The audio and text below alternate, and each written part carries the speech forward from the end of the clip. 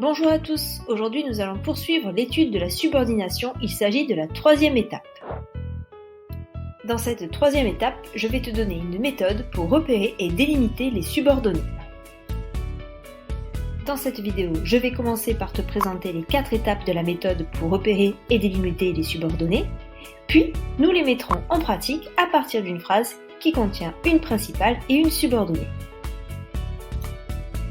Voici donc les 4 étapes pour délimiter les subordonnés dans la phrase. Il faut commencer par repérer les verbes conjugués dans la phrase qui t'indiquent le nombre de propositions. Ensuite, il faut repérer la présence de mots de subordination. Les mots de subordination se placent toujours au début des subordonnés.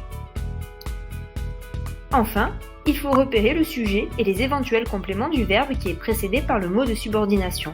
L'ensemble forme la proposition subordonnée, qui ne nous reste plus qu'à délimiter.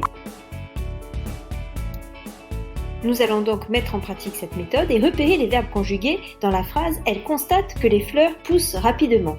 Il y a 2 verbes conjugués, le verbe « constate » et « pousse ». Donc il y a 2 propositions dans cette phrase. Nous allons maintenant essayer de repérer un mot de subordination dans la phrase. Je le rappelle, les mots de subordination sont souvent constitués des lettres QU. On repère le mot « que » qui est effectivement un mot de subordination. Sachant que toute proposition subordonnée commence par un mot de subordination, le mot « que » est donc placé au début de la proposition subordonnée. Il nous faut maintenant repérer l'ensemble de la proposition subordonnée, c'est-à-dire son sujet et ses éventuels compléments organisés autour du verbe. Le sujet du verbe « pousse » est « les fleurs » et son complément est « rapidement ». Il ne nous reste plus maintenant qu'à délimiter cet ensemble, que les fleurs poussent rapidement et la proposition subordonnée.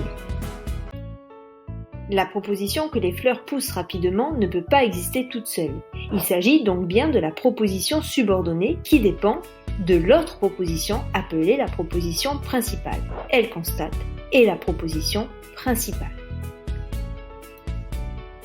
Nous allons maintenant nous entraîner sur une autre phrase pour t'aider à mieux mémoriser la méthode.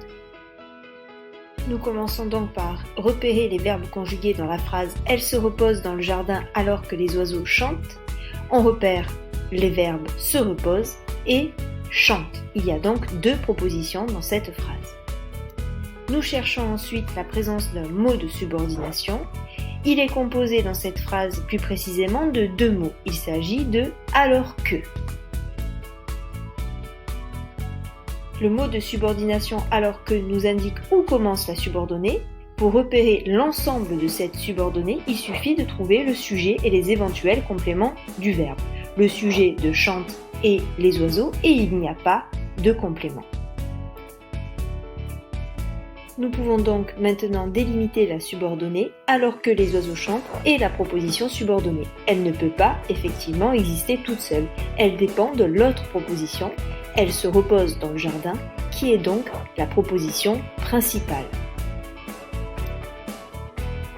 Avant de se quitter, un dernier rappel de la méthode pour délimiter les subordonnés. Il faut commencer par repérer les verbes conjugués dans la phrase, puis repérer la présence de mots de subordination qui t'indiquent le début de la subordonnée, trouver le sujet et les éventuels compléments du verbe de la subordonnée, et enfin délimiter. J'espère que cette méthode t'aidera à repérer et délimiter plus facilement les subordonnés. Sache que c'est en pratiquant et en t'exerçant que tu y arriveras de mieux en mieux. Je te remercie en tout cas pour ton écoute et je te dis à bientôt.